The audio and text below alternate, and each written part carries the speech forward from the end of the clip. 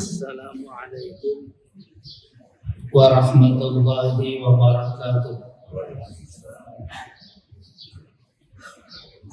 Bismillahirrahmanirrahim. Alhamdulillahi rabbil alamin.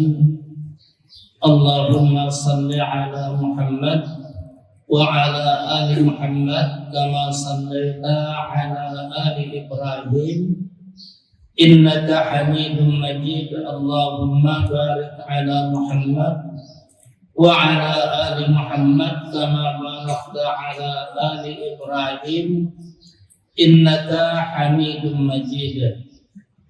Amma ba'du, usikum wa nafsi bitaqwallah wa fadhal muttaqun. Bapak-bapak dan ibu-ibu yang dimuliakan Allah, marilah kita bersyukur kepada Allah Subhanahu wa Ta'ala yang dengan rahmatnya kita diberi kesempatan untuk bermuzakarah pada subuh hari ini. Mudah-mudahan dengan syukur kita Allah Subhanahu wa Ta'ala memberikan taufiknya, memberikan persetujuannya terhadap muzakarah yang kita laksanakan pada pagi hari ini. Berkenan pula menerima muzakarah kita pada pagi hari ini dan mencatatnya sebagai amal saleh kita semua. Amin ya rabbal alamin. Hadirin yang dimuliakan Allah,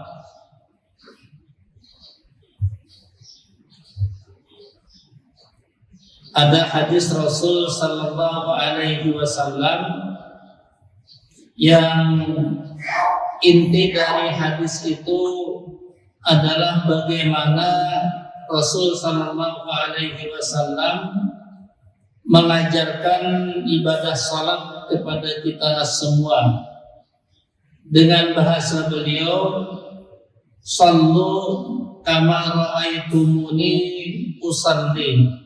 Salatlah kalian sebagaimana kalian melihat aku salat, sebagaimana kalian menyaksikan, mengamati aku salat.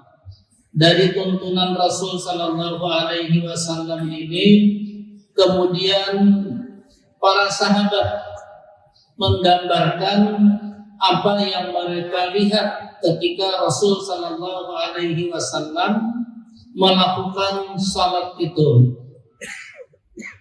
Di antaranya yang disebutkan dalam himpunan putusan tarjih tentang bagaimana Rasul mengerjakan salat menurut gambaran para sahabat ketika beliau mengawali salat. Dalam hadis yang diriwayatkan oleh Imam Al-Bukhari bahwa Rasul sallallahu alaihi wasallam mengawali salat itu dengan mengangkat tangan sejajar dengan kedua bahu.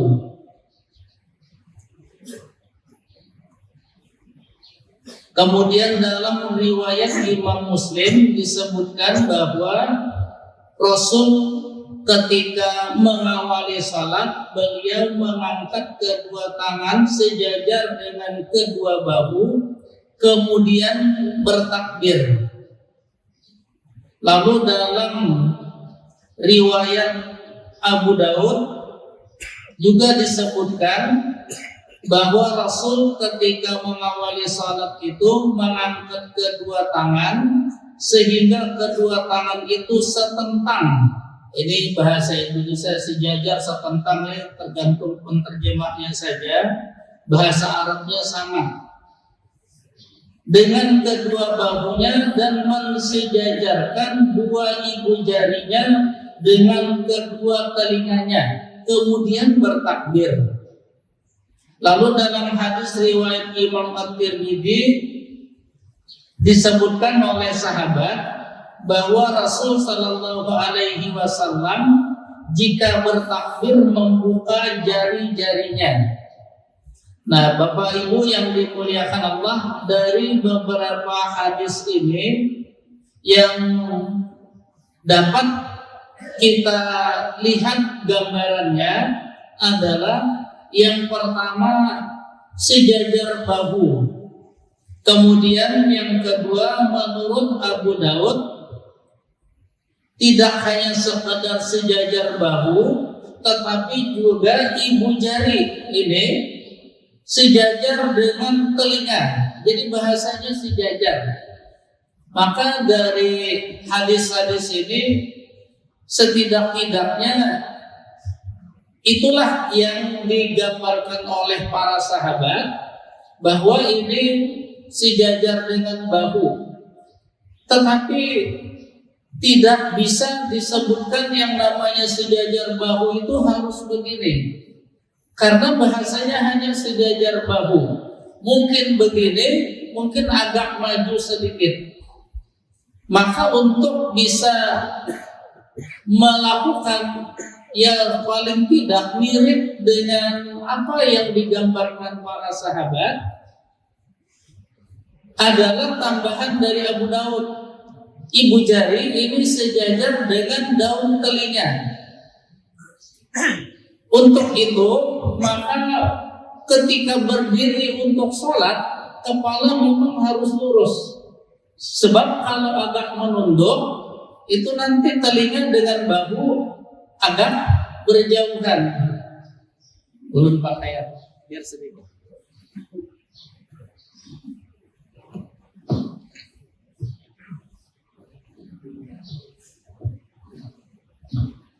Jadi kalau berdirinya lurus seperti ini, maka mensejajarkan telapak tangan dengan bahu dan telinga mudah. Tapi kalau agak menunduk, bahunya bisa sejajar, telinganya yang bisa lepas.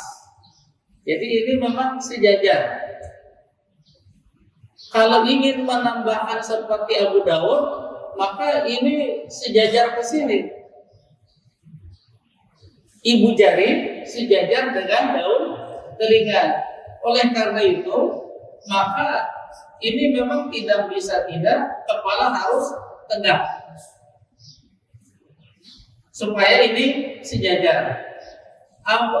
Bukhari, Muslim dan Abu Daud tidak menjelaskan ibu jari tangan seperti apa. Bisa rapat seperti ini, bisa tidak. Cuma At-Tirmidzi menggambarkan jari semua dibuka. Jadi lalu seperti ini, tidak dibuka sekali, tapi bahasanya hanya menurut sahabat Abu Hurairah, Rasul ketika bertakbir ini dengan membuka jari. Jadi nanti tinggal dilihat kepantasan. Kalau begini apa cukup pantas begitu. Kalau rasanya kurang pantas, ya dirapatkanlah sedikit, tapi tidak rapat menurut hadis riwayat At-Tirmidzi. Ini kalau kita menggabungkan semua seperti yang dilakukan dalam ATT itu. Jadi semuanya digambarkan seperti itu. Apakah sejajar itu kalau bisa begini ya terserah, agak maju sedikit juga terserah. Karena intinya telapak tangan ini sejajar dengan bahu, kemudian ukuran kedua ibu jari ini sejajar dengan telinga. Apakah mau dibeginikan supaya sejajar betul atau cukup seperti ini? Tidak ada penjelasan lebih lanjut. Oleh karena itu, untuk bisa setidak-tidaknya mirip dengan gambaran itu, kalau ulun saran, pian-pian latihan di muka cermin. Karena kalau di muka cermin itu kelihatan ini sudah seperti yang digambarkan sahabat dalam hadis atau belum. Tidak apa-apa latihan di muka cermin. Kalau supanan anak gini, tutup lawang. Tapi itu insya Allah cara yang cukup bagus untuk bisa membuat seperti yang digambarkan tadi. Nah, kemudian dalam hadis Muslim ditambahkan dan Abu Daud kemudian bertakbir. Kata kemudian itu berarti orang mengangkat tangan dulu, sesudah sejajar baru bertakbir. Jadi Allahu Akbar. Karena bahasanya kemudian bertakbir. Jadi sesudah tangan diangkat baru bertakbir. Ini hadis-hadis yang digambarkan oleh para sahabat tadi yang termuat dalam putusan tarjih. Artinya itu sudah diseleksi secara ketarjihan di Muhammadiyah. Dan karena itu sudah diseleksi, insya Allah hadisnya semuanya bisa dijadikan sebagai tuntunan. Nah, ini cara Rasul yang digambarkan para sahabat ketika beliau memulai salat. Mudah-mudahan kita ya setidak-tidaknya hampir seperti itulah ketika melakukan. Karena yang layak untuk kita ingat bahwa Rasul mengerjakan salat seperti itu bukan dari beliau, tetapi itulah yang diajarkan Allah Subhanahu wa ta'ala. Maka ini menunjukkan kalau di ketarjihan itu ada bahasanya irfani. Karena kan cara bertarjih itu ada burhani, ada bayani, ada burhani, ada irfani. Irfani itu menggunakan rasa di hati. Nah, contoh menggunakan rasa di hati itu bahwa kalau Rasul seperti ini dan Rasul mendapatkan ajaran itu dari Allah, maka irfaninya berarti itulah yang dikehendaki Allah. Arti itu yang dikehendaki Allah, maka hendaknya kita tidak sembarangan mengangkat tangan. Karena itu yang diajarkan Allah, itu yang dinilai Allah, itu yang dicatat Allah. Itu bahasa irfani. Nah, hadirin yang dimuliakan Allah,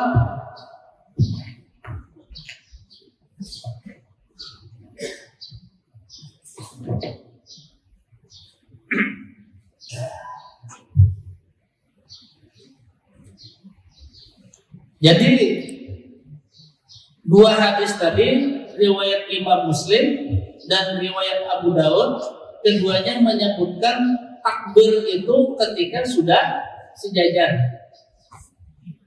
Allahu Akbar. Dan itu menurut riwayat Imam Muslim dilakukan Rasul ketika takbiratul ihram, ketika rukuk, dan ketika bangkit dari iktidal. Semuanya begini. Karena itu barangkali kalau menurut pengalaman ulun, kita mengangkat takbir, mengangkat tangan ini tidak bisa cepat. Karena kalau cepat begitu, kita sulit untuk memastikan ini sudah lengkap atau belum. Sejajar bahu, tangan jari tangan, ibu jari sejajar dengan daun telinga. Maka nampaknya kalau menurut pengalaman ulun, ketika mengangkat ini biarkanlah sejenak berada seperti ini agar betul-betul kita memastikan yang kita lakukan sudah sesuai dengan gambaran dari beberapa hadis tadi. Jadi Allahu Akbar, Allahu Akbar itu agak repot sedikit kalau menurut pengalaman ulun. Bapak Ibu yang dimuliakan Allah, ini takbiratul ihram. Kemudian sesudah takbiratul ihram disebutkan dalam hadis antara lain riwayat Imam Al-Bukhari, ada lagi riwayat Al-Baihaqi dan hadis-hadis lain bahwa Rasul sesudah takbiratul ihram itu lalu beliau membaca doa iftitah. Dan doa iftitah yang dibaca Rasul cukup banyak. Artinya ada beberapa hadis yang menceritakan doa-doa iftitah yang dibaca Rasul. Antara lain ada doa Allahumma ba'id baini, kemudian ada lagi doa yang dibaca Rasul dalam iftitah itu Subhanakallahumma wa bihamdika wa tabarakasmuka wa ta'ala jadduka wa la ilaha ghairuka, termasuk seperti doa wajjahtu wajhiya lilladzi fataras samawati wal ardh. Kalau menurut bahasa para sahabat, bahwa dari doa-doa iftitah itu yang paling banyak diucapkan Rasul adalah Allahumma ba'id baini. Itu yang paling banyak karena bahasanya paling sering begitu. Kalau bahasa paling sering itu berarti hampir selalu beliau mengucapkan doa iftitah seperti itu. Allahumma ba'id baini wa baina khatayaya kama ba'adta bainal masyriqi wal maghrib. Doa ini satu ini saja kalau dikabulkan, insya Allah kita selamat dunia akhirat.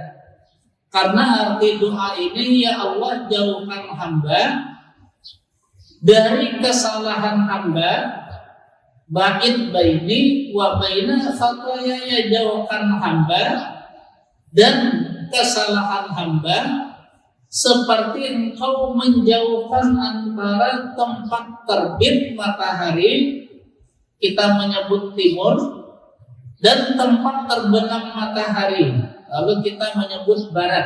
Sebetulnya bahasa timur dan barat itu justru diambil dari bahasa hadis Nabi ini, masyriq wa maghrib. Maka orang menyebut timur itu masyriq, barat itu maghrib. Tapi bahasa asalnya artinya tempat terbit dan tempat terbenam. Ini doa iftitah yang dibaca Nabi, dan tadi secara irfani doa ini tidak pernah dibuat Nabi sendiri. Semuanya adalah tuntunan dari Allah Subhanahu wa ta'ala. Kalau ini dikabulkan, insya Allah manusia tidak akan pernah melakukan kesalahan apapun. Karena isinya tadi, kalau dia dijauhkan dari kesalahannya seperti Allah menjauhkan tempat terbit dan tempat terbenam, yang kita tahu bahwa tempat terbit dan tempat terbenam itu tidak pernah bertemu. Berarti yang diinginkan dengan doa ini, kita tidak pernah dipertemukan Allah dengan satu kemaksiatan apapun. Artinya kita memang hendaknya ketika mengucap doa iftitah yang paling sering diucapkan Nabi ini dengan sungguh-sungguh, Allahumma ba'id baini wa baina khatayaya kama ba'adta bainal masyriqi wal maghrib. Dan yang namanya sungguh-sungguh itu memang tidak bisa laju. Allahumma. Nah itu dikhawatirkan bukan berdoa, itu hanya mengucapkan. Karena yang namanya berdoa, biasanya orang sungguh-sungguh berdoa itu selalu mengucapkan dengan perlahan-lahan. Maka yang terbagus adalah membaca doa iftitah ini juga perlahan-lahan. Allahumma ba'id baini wa baina khatayaya. Karena itu untuk bisa seperti ini memang orang betul-betul harus sudah siap untuk salat. Dan Nabi menganjurkan seperti itu. Kalau Rasul menyebutkan perut lapar, kemudian hidangan sudah ada, maka makanlah dahulu. Ini bubur sudah ada, perut lapar. Kalau kita mau mengambil ini makan dulu. Kalau sakit perut, selesaikan dulu sakit perutnya, baru sholat. Karena Nabi ingin kita mengerjakan sholat seperti membaca doa iftitah saja dengan perlahan-lahan, tidak tergesa-gesa. Itu yang diinginkan Rasul Sallallahu Alaihi Wasallam. Karena isi doanya itu sangat luar biasa. Allahumma naqqini min khataayaya kama yunaqqas thawbul abyadu minad danas. Ya Allah, bersihkan hamba, naqqini min khataayaya, dari kesalahan hamba, kama sebagaimana yunaqqas thawbul abyad, baju putih dibersihkan. Jadi kama yunaqqas thawbul abyadu minad danas, dari kotoran. Kenapa Allah memakai sebutan baju putih? Karena kalau kain putih itu terkena kotoran sedikit saja pasti kelihatan.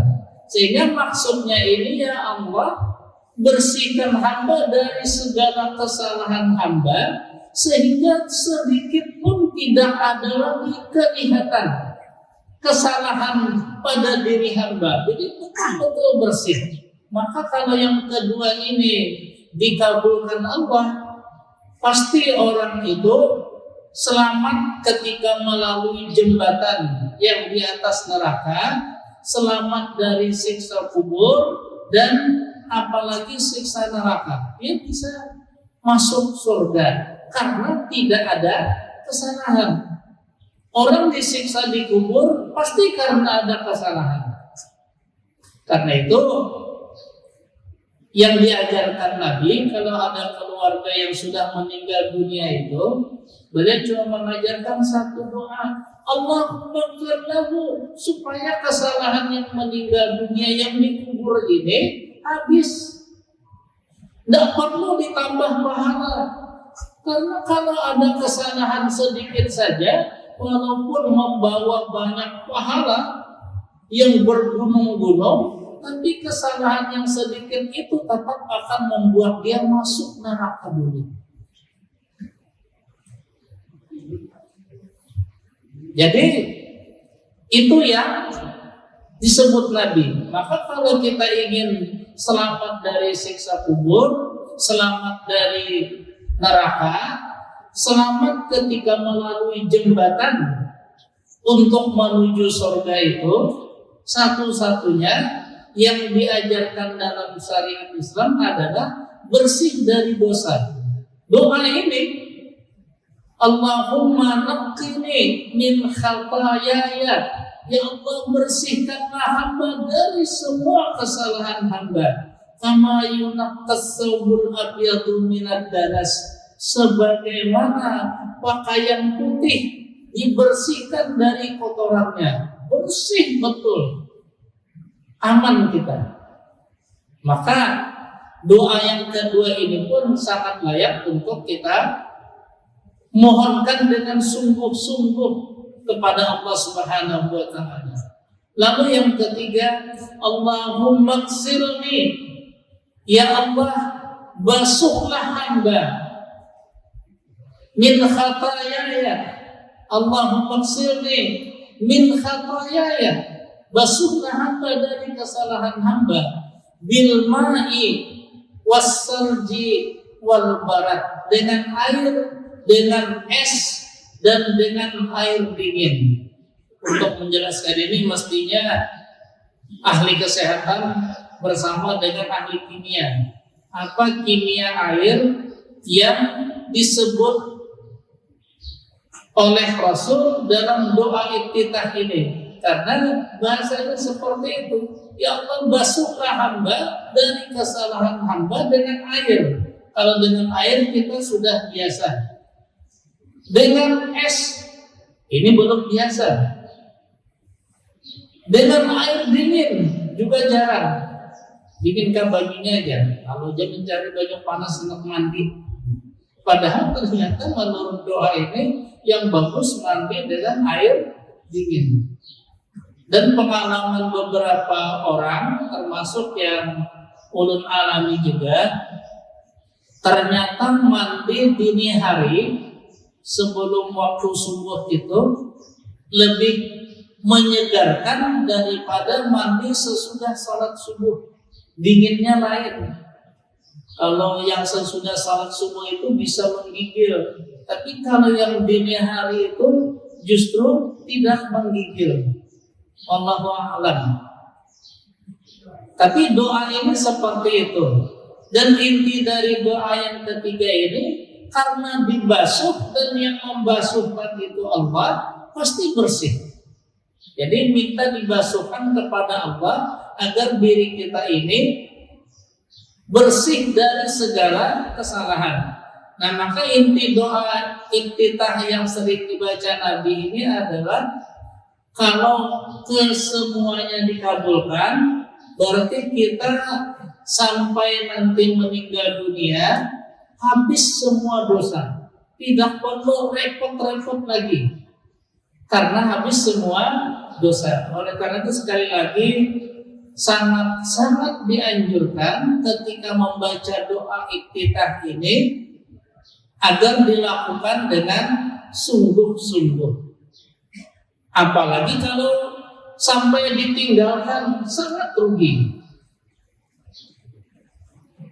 Karena itu ada beberapa petunjuk dari Rasul Sallallahu Alaihi Wasallam ketika kita umpamanya masuk ke masjid untuk berjamaah salat subuh, waktu tinggal 3 menit iqamah.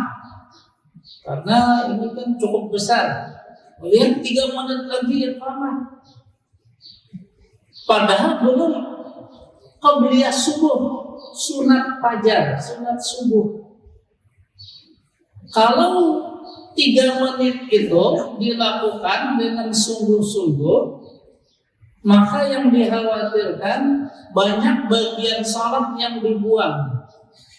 Ini doa iftitah sunat saja, harus sedikit. Allahu Akbar yang wajib, lalu baca Fatihah, kemudian rukuk supaya sempat 3 menit. Yang seperti ini menurut cara tarjih irfani sangat merugikan. Sangat merugikannya karena walaupun bahasa para ulama itu sunat, lalu diterjemahkan di Indonesia, sunat itu kalau dilakukan dapat pahala, kalau ditinggalkan tidak berdosa. Ternyata yang ulun tahu, terjemahan bahasa sunat itu tidak pas. Karena sunat itu kalau diterjemahkan ke bahasa Indonesia, yang selalu dikerjakan Rasul dan tidak pernah ditinggalkan, itu bahasa sunat. Kalau bahasa lainnya kebiasaan. Jadi kalau orang menyebut itu sunat Rasul, berarti kebiasaan Rasul. Dan Rasul kalau punya kebiasaan, beliau tidak pernah meninggalkannya sekalipun. Berarti secara irfani kalau Rasul saja tidak pernah meninggalkan, lalu umatnya berani meninggalkan karena mengejar waktu, maka inilah yang disebut pepatah orang dahulu, guru kencing berdiri, murid kencing berlari. Itu dahulu karena belum ada sepeda motor. Sekarang mungkin guru kencing berdiri, murid kencing bersepeda motor. Karena lebih laju pada guru. Nah begitu. Nah hadirin yang dimuliakan Allah, itu secara irfani sangat tidak baik. Karena itu adalah kebiasaan Rasul.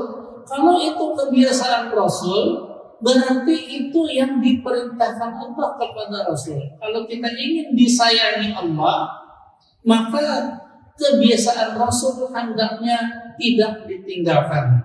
Oleh sebab itu, menyikapi masuk ke masjid tinggal 3 menit, belum qabliyah subuh, Maka apa yang dilakukan? Ada hadis riwayat Imam Al-Bukhari, bahasa hadis itu dari Anas bin Malik bahwa Rasul Shallallahu Alaihi Wasallam menunda salat Isya sampai tengah malam.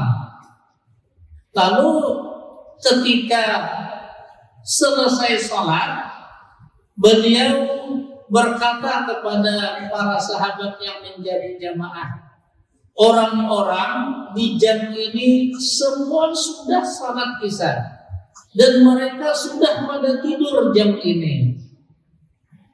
Maka sungguh kalian berada dalam salat, karena para sahabat belum ada yang salat dan tidak tidur. Mereka menunggu dengan sabar di masjid. Padahal Nabi salatnya di tengah malam, salat Isyanya. Karena itu Nabi lalu tadi bersabda, sungguh kalian berada dalam salat selama kalian menunggu salat Isya berjamaah ini.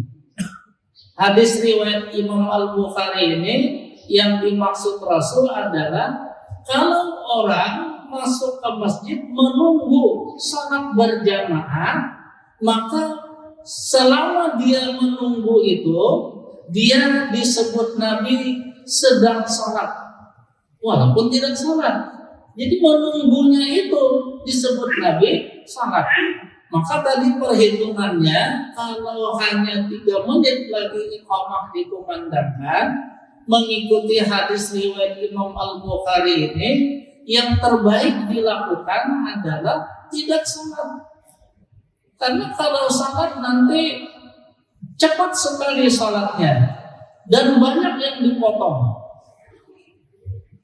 Maka daripada meninggalkan sunnah-sunnah Nabi, kebiasaan-kebiasaan Nabi dalam salat seperti doa iftitah dan yang lain-lainnya, lebih baik dia menunggu saja. Karena dengan menunggu imamah dikumandangkan, dia disebut dalam salat. Jadi dicatat dia dalam salat. Ini bahasa Rasul Sallallahu Alaihi Wasallam. Artinya kalau dia menunggu dicatat dalam salat, sedangkan kalau dia salat banyak yang ditinggalkan, dipotong, atau mungkin tumakninahnya kurang, setidak-tidaknya berakibat salatnya tidak sempurna, rugi. Maka biar tidak rugi, sudahlah seperti petunjuk Rasul yang dilakukan para sahabat, menunggu saja. Menunggunya mau berdiri, mau duduk, atau mau sambil main HP, terserah, asal tidak tiktokan gitu. Karena gak enak juga masa di masjid tiktokan gitu. Kalau SMS, baca-baca berita, yang apa-apa lah. Yang lebih baik lagi kalau di HP-nya ada aplikasi Al-Quran, sambil menunggu sambil membaca Al-Quran, itu yang paling baik. Kalau tidak bawa HP, sambil menunggu berzikirlah sampai iqamah dikumandangkan. Itu yang lebih baik menurut Rasul Sallallahu Alaihi Wasallam. Menunggu, bukan kemudian salat. Lalu bagaimana kalau untuk salat subuh? Karena dia ini tidak cukup waktu mengerjakan salat qabliyah subuh, lalu dia menunggu saja padahal dia belum qabliyah subuh, maka menurut riwayat Abu Dawud, At-Tirmidzi dan Al-Baihaqi juga Ibnu Hibban, bahwa pernah ada sahabat seperti itu. Habis salat subuh, sahabat ini kemudian salat lagi 2 rakaat. Lalu Nabi bertanya, kenapa kamu salat lagi? Kan subuh cuma 2 rakaat, bukan 4 rakaat. Sahabat tadi menyebutkan kepada Rasul, wahai Rasul, ulun tadi ada sempat qabliyah subuh, maka sekarang ulun kerjakan. Nabi ternyata diam, artinya Nabi membolehkan. Jadi orang yang seperti ini 3 menit lagi iqamah, yang terbaik dia bukan salat lalu tadi kebut, tapi cukup menunggu saja. Nanti sesudah subuh baru dia mengerjakan qabliyah itu. Karena memang qabliyah subuh sangat tinggi nilainya. Ini petunjuk-petunjuk dari Rasul Sallallahu Alaihi Wasallam. Sesudah saja. Lalu kalau sesudah salat subuh kapan mengerjakannya? Banyak ulama, termasuk banyak ulama di Timur Tengah mengatakan yang afdal itu bagi orang yang mengerjakan qabliyah subuh sesudah salat subuh berjamaah, dia mengerjakannya kalau matahari sudah naik tinggi. Jadi bukan habis salat subuh langsung berdiri, tidak. Tetapi tunggu dulu matahari naik agak tinggi baru mengerjakan. Mau di masjid, mau di rumah, tidak apa-apa. Jadi kalau orang tergesa-gesa karena waktunya mepet, dia datang ke masjid, sudah hampir iqamah subuh. Kalau yang ulun pahami dari petunjuk-petunjuk ini adalah melakukan hal-hal seperti tadi. Jadi tidak salat, tapi dia masuk saja ke saf terdepan yang bisa dia dapatkan, kemudian tunggu saja, mau duduk, mau berdiri, terserah. Lalu sesudah itu dia salat subuh berjamaah, baru nanti sesudah matahari naik agak tinggi, dia mengerjakan qabliyah subuh yang belum sempat itu.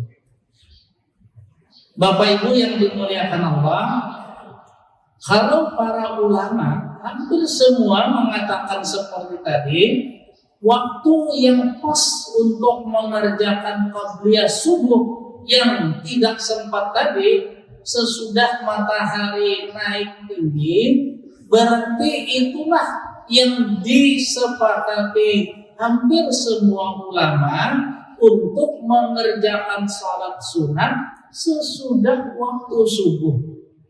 Jadi mataharinya naik dulu agak tinggi baru salat sunat tadi. Apakah qabliyah subuh yang ketinggalan atau salat sunat lainnya? Itu waktunya yang disepakati hampir semua ulama di dunia ini. Artinya kalau para ulama hampir semuanya mengatakan seperti itu, maka kita yang bukan ulama-ulama ini terbaik adalah mengikuti apa yang dikatakan para ulama itu.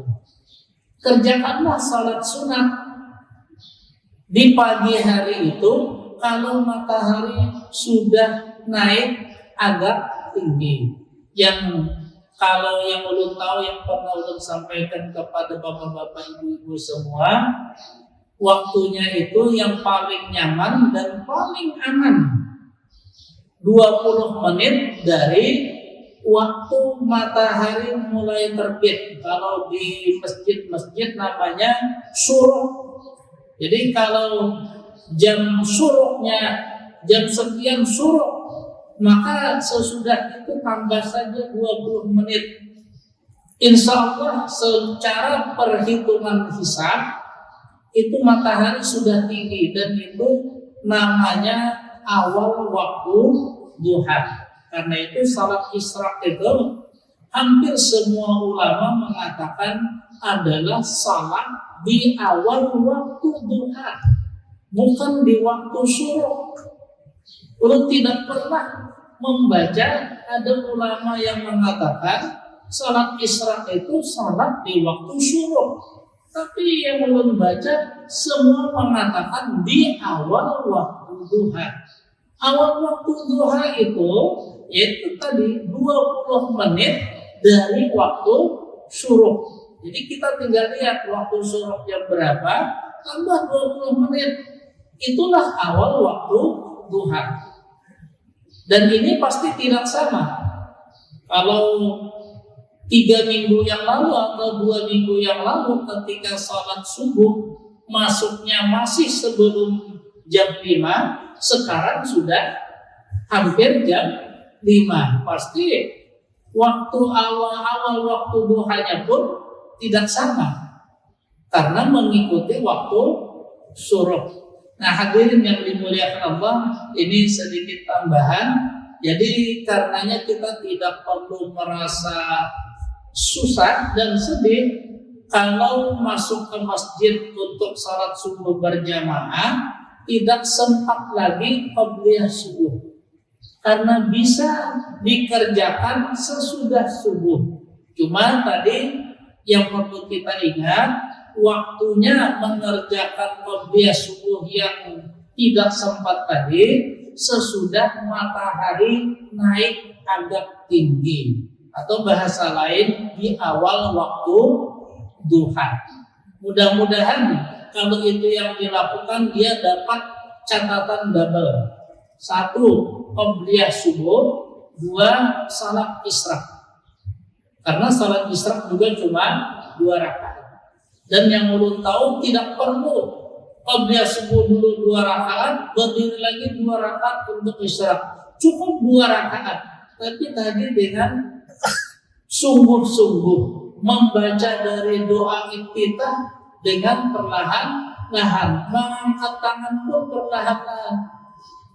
Yakin sudah ini sesuai gambaran tadi, baru mengucap Allahu Akbar. Karena Allahu Akbar sulit untuk meyakini dirinya sudah sesuai gambaran yang disebutkan para sahabat tadi. Mudah-mudahan kita semua bisa mengikuti petunjuk-petunjuk ini untuk diri kita sendiri, untuk kesempurnaan ibadah-ibadah kita juga, dan itu nanti pasti mendapatkan balasan yang berlipat ganda dari Allah Subhanahu wa Ta'ala. Apakah ada yang perlu kita perbincangkan? Kalau ada silakan, kalau tidak ada kita ampihan karena bubur sudah siap. Silakan, barangkali ada yang kurang jelas dan sebagainya.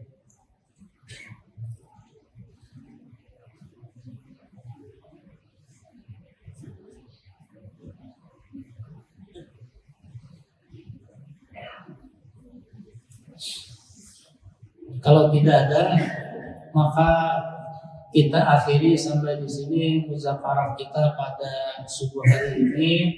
Mudah-mudahan apa yang kita dengar bersama dari tuntunan-tuntunan Rasul Sallallahu Alaihi Wasallam tadi disetujui oleh Allah, diberikan taufik oleh Allah kepada kita semua, diterimanya ibadah kita pada pagi hari ini dan dicatat Allah sebagai amal saleh kita semua. Salah dan khilaf mohon dimaafkan. Subhanakallahumma wa bihamdika asyhadu an la ilaha illa anta astaghfiruka wa atubu ilaik. Assalamualaikum warahmatullahi wabarakatuh.